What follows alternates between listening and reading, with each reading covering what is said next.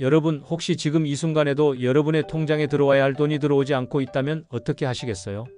그것도 매달 몇만 원씩, 어떤 경우에는 한 번에 10만 원 이상까지 말이에요.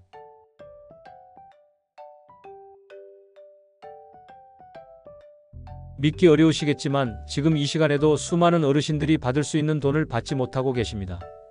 그 이유는 단 하나, 모르고 계시기 때문이에요. 오늘 들려드릴 이야기는 정말 중요합니다. 7월부터 새롭게 시작되거나 변경되는 복지제도들이 있는데 이걸 놓치시면 정말 아까운 일이 벌어져요. 어떤 분들은 신청서 한 장만 내면 사흘 만에 돈이 들어오는데 어떤 분들은 그런 제도가 있는지조차 모르고 지나가시거든요. 실제로 인천에 사시는 78세 최영순 어르신 이야기를 들어보세요. 어르신은 지난달 병원에 갔다가 우연히 옆에 앉은 분과 이야기를 나누게 되었어요. 그분이 나는 매달 4만 원씩 받고 있다고 하시더래요. 처음에는 그런 게 어디 있어요? 라고 하셨는데 알고 보니 정말 있는 제도였어요. 바로 그 자리에서 휴대폰으로 동주민센터에 전화를 걸어서 문의해보니 최 어르신도 충분히 받을 수 있는 조건이었답니다. 그 다음 주에 주민센터에 가서 간단한 서류만 작성했는데 일주일 뒤에 정말로 첫 번째 지원금이 통장에 들어왔어요. 최 어르신은 이런 걸 진작 알았더라면 몇 년 동안 얼마나 많은 돈을 놓쳤을까라며 아쉬워하셨답니다. 실제로 계산해보니 3년 동안 받지 못한 금액이 140만 원이 넘더라고요. 이런 일이 최 어르신만의 이야기가 아니에요. 전국 곳곳에서 비슷한 일들이 벌어지고 있어요. 받을 수 있는 돈이 있는데도 모르고 지나가시는 분들이 정말 많거든요. 그런데 더 안타까운 건 이런 제도들이 점점 더 많아지고 있다는 거예요. 정부와 각 지자체에서는 어르신들의 생활을 돕기 위해 다양한 지원 제도를 만들고 있어요. 효도수당, 장수수당, 에너지지원금, 안전보험 등등 정말 많은 혜택들이 있죠. 하지만 문제는 이런 좋은 제도들이 있어도 정작 필요한 분들이 모르고 계신다는 거예요. 왜 이런 일이 벌어질까요? 가장 큰 이유는 홍보 부족이에요. 정부나 지자체에서는 제도를 만들어 놓고 홈페이지에 공지하거나 관보에 실어 놓는 정도로 끝내는 경우가 많아요. 하지만 어르신들이 매일 인터넷을 확인하시거나 관보를 읽어보시는 건 현실적으로 어려운 일이죠. 또 다른 이유는 신청 방법이 복잡하다고 생각하시는 경우가 많다는 거예요. 서류가 많이 필요할 거야. 절차가 복잡할 거야. 나 같은 사람이 받을 수 있을까? 이런 생각들 때문에 아예 시도조차 안 해보시는 분들이 계세요. 하지만 실제로는 생각보다 훨씬 간단한 경우가 대부분이에요. 부산에 사시는 72세 김철수 어르신의 경우를 보면 처음에는 나는 기초생활수급자도 아닌데 뭔 지원금을 받겠어 라고 하셨어요. 하지만 아들이 인터넷으로 알아보니 꼭 기초생활수급자가 아니어도 받을 수 있는 제도들이 많다는 걸 알게 되었죠. 그래서 함께 주민센터에 가서 상담을 받아보니 김 어르신도 충분히 자격이 되는 분이었어요. 신청서를 작성하는 데 걸린 시간은 고작 10분 정도였고 필요한 서류도 신분증과 통장 사본 정도였어요. 그리고 이틀 후에 첫 번째 지원금이 입금되었답니다. 김 어르신은 이렇게 간단한 걸 왜 이제야 알았을까라며 웃으셨다고 해요. 이처럼 실제로 해보시면 생각보다 어렵지 않은 일들이 많아요. 하지만 모르고 계시면 영원히 받을 수 없는 돈들이에요. 그리고 이런 제도들은 시간이 지날수록 더 늘어나고 있어요. 정부에서도 고령화 사회에 대비해서 어르신들을 위한 복지제도를 계속 확대하고 있거든요. 특히 올해 7월부터는 새로운 제도들이 시작되거나 기존 제도들이 확대되는 경우가 많아요. 지자체별로 예산이 늘어나면서 지원 대상도 넓어지고 지원 금액도 늘어나는 추세예요. 하지만 이런 좋은 변화들도 알고 계셔야 혜택을 받을 수 있는 거죠. 가장 중요한 건 주소지예요. 우리나라의 모든 복지제도는 주민등록 주소지를 기준으로 운영되거든요. 그래서 서울에 사시는 분과 부산에 사시는 분이 받을 수 있는 혜택이 다를 수 있어요. 심지어 같은 시 안에서도 구마다 다른 제도를 운영하는 경우도 있고요. 예를 들어서 서울 강남구에서는 70세 이상 어르신들에게 매달 3만 원씩 지급하는 제도가 있는데 바로 옆 서초구에서는 75세부터 지급하는 식으로 조건이 다를 수 있어요. 그래서 내가 사는 지역에서 어떤 제도를 운영하고 있는지 직접 확인해 보는 게 가장 확실한 방법이에요. 또 하나 놓치기 쉬운 부분이 신청 기간이에요. 어떤 제도들은 1년 내내 신청을 받지만 어떤 제도들은 특정 기간에만 신청을 받아요. 특히 예산이 한정되어 있는 제도들은 선착순으로 마감되는 경우도 있거든요. 그래서 미리미리 알아보고 준비하시는 게 중요해요. 대구에 사시는 74세 박순희 어르신은 작년에 이런 경험을 하셨어요. 이웃분이 에너지 지원금 신청하라고 알려주셔서 주민센터에 갔는데 이미 예산이 다 소진되어서 신청을 받지 않는다고 하더래요. 결국 그 해에는 받지 못하고 올해까지 기다려야 했죠. 만약 조금만 일찍 알았더라면 받을 수 있었을 텐데 말이에요. 이런 일들을 방지하려면 정보를 빨리 아는 게 중요해요. 그리고 한번 알아두시면 매년 반복해서 신청할 수 있는 제도들도 많아요. 처음 한 번만 절차를 익혀두시면 그 다음부터는 훨씬 쉽게 신청하실 수 있거든요. 여러분이 지금 듣고 계시는 이 내용이 바로 그런 정보예요. 오늘 이 시간을 통해서 여러분이 받을 수 있는 혜택들이 무엇인지, 어떻게 신청하는지, 언제까지 신청해야 하는지 모든 걸 알려드릴 거예요. 그리고 실제 사례들을 통해서 다른 분들이 어떻게 혜택을 받으셨는지도 들려드릴 예정이고요. 무엇보다 중요한 건 이런 정보를 듣고만 계시면 안 된다는 거예요. 실제로 행동에 옮기셔야 해요. 오늘 들으신 내용을 바탕으로 내일 당장 주민센터에 전화를 걸어보시거나 직접 방문해 보세요. 그 한 번의 행동이 여러분의 생활을 바꿀 수 있어요. 그럼 이제 구체적으로 어떤 제도들이 있는지, 누가 받을 수 있는지 하나씩 살펴보겠습니다.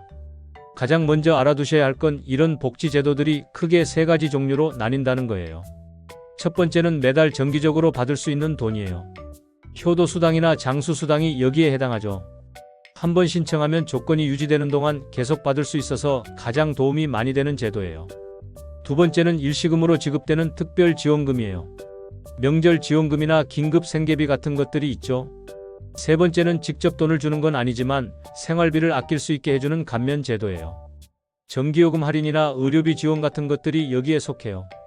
이 중에서 가장 관심이 많으실 건 아마 매달 받을 수 있는 정기지원금일 거예요. 효도수당이라고 부르는 곳도 있고 장수수당이라고 하는 곳도 있어요. 이름은 다르지만 내용은 비슷해요. 일정 나이 이상의 어르신들에게 매달 일정 금액을 지급하는 제도거든요. 금액은 지역마다 다른데 적게는 월 2만원부터 많게는 월 10만원까지 지급하는 곳도 있어요. 평균적으로는 월 3만원에서 5만원 정도 받으시는 분들이 많아요. 1년으로 계산하면 36만원에서 60만원 정도 되는 거죠. 결코 적은 금액이 아니에요. 나이 조건도 지역마다 달라요. 어떤 곳은 만 65세부터 가능하고 어떤 곳은 70세나 75세부터 가능해요. 그런데 여기서 중요한 건 나이만으로 결정되는 게 아니라는 거예요. 소득이나 재산 상황도 함께 고려하는 경우가 많거든요. 소득 기준을 판단할 때 가장 많이 사용하는 게 건강보험료예요. 왜냐하면 건강보험료는 소득에 비례해서 나오기 때문에 소득 수준을 파악하기 쉽거든요. 예를 들어서 건강보험료를 월 8만원 이하로 내고 계시는 분들만 신청할 수 있다든지 이런 식으로 기준을 정해놓는 경우가 많아요. 광주에 사시는 71세 이명자 어르신 이야기를 들어보세요. 어르신은 처음에 나는 연금도 받고 있는데 지원금까지 받을 수 있을까? 라고 의심하셨어요. 하지만 막상 주민센터에서 확인해보니 국민연금을 받고 계셔도 건강보험료 기준으로는 충분히 자격이 되셨어요. 그래서 매달 4만원씩 효도수당을 받게 되셨답니다. 이처럼 연금을 받고 계신다고 해서 다른 지원금을 못 받는 건 아니에요. 물론 소득이 너무 많으면 제외되지만 일반적인 국민연금 수준에서는 대부분 자격이 되는 경우가 많아요. 그 다음으로 많이 문의하시는 게 에너지 지원 제도예요. 이건 직접 현금을 주는 건 아니지만 전기요금이나 가스요금을 할인해주는 제도예요. 여름철 냉방비나 겨울철 난방비 부담을 덜어주려는 목적이죠. 에너지 바우처라고 부르는 이 제도는 기초생활수급자나 차상위계층 분들이 우선 대상이에요. 하지만 최근에는 대상을 확대해서 일반 어르신들도 신청할 수 있게 된 지역들이 늘어나고 있어요. 특히 독거 어르신이나 고령 부부 가구는 소득 기준을 좀 더 완화해서 적용하는 경우도 있고요. 울산에 사시는 73세 박영호 어르신은 작년 여름에 에너지 바우처를 신청하셨어요. 처음에는 이런 걸로 얼마나 도움이 될까 싶으셨는데 막상 여름철 전기요금 고지서를 받아보니 평소보다 4만원 정도 적게 나왔다고 하세요. 3개월 동안 총 12만원 정도를 절약하신 셈이죠. 또 하나 놓치기 쉬운 제도가 안전보험이에요. 이건 돈을 직접 주는 건 아니지만 만약 사고가 났을 때 보험금을 받을 수 있는 제도예요. 시민안전보험이라고 부르는 곳도 있고 구민안전보험이라고 하는 곳도 있어요. 이 보험은 대부분 지자체에서 보험료를 대신 내주고 주민들은 무료로 보장을 받을 수 있어요. 교통사고나 화재, 자연재해 같은 상황에서 치료비나 위로금을 지급받을 수 있죠. 평소에는 별로 필요성을 못 느끼시겠지만 막상 사고가 나면 큰 도움이 되는 제도예요. 대전에 사시는 68세 최순덕 어르신은 작년에 집 앞에서 넘어져서 다치셨어요.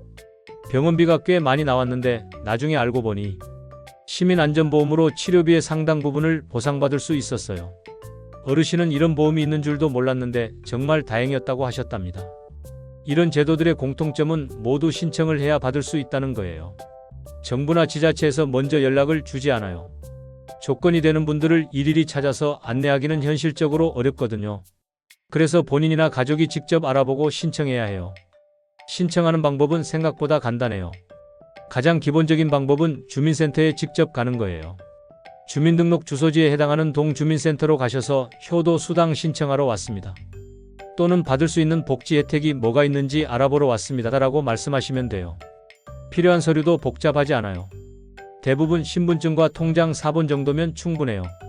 소득을 확인해야 하는 제도라면 건강보험료 납부 확인서나 국민연금 수급 확인서 같은 걸 추가로 요구할 수도 있지만 이런 것들도 주민센터에서 바로 확인해주는 경우가 많아요.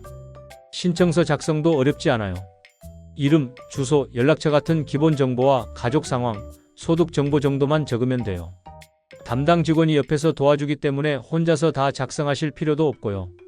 제주도에 사시는 76세 강말순 어르신은 신청서 쓰는 게 제일 걱정됐는데 막상 가보니 직원분이 다 도와주셔서 10분도 안 걸렸다고 하셨어요. 그리고 신청하고 나서 닷새 뒤에 첫 번째 지원금이 통장에 들어왔다고 하세요. 온라인으로도 신청할 수 있는 제도들이 있어요. 복지로라는 정부 사이트에서 신청 가능한 제도들이 많죠. 하지만 어르신들에게는 직접 주민센터에 가시는 걸 더 추천해요. 온라인 신청은 실수하기 쉽고 문제가 생겼을 때 해결하기도 어렵거든요. 무엇보다 주민센터에 가시면 담당 직원이 다른 혜택도 함께 안내해 줄 수 있어요. 어르신 조건이면 이것도 신청하실 수 있어요 라고 추가로 알려주는 경우가 많거든요. 한 번 방문으로 여러 가지 혜택을 한꺼번에 신청할 수 있는 거죠.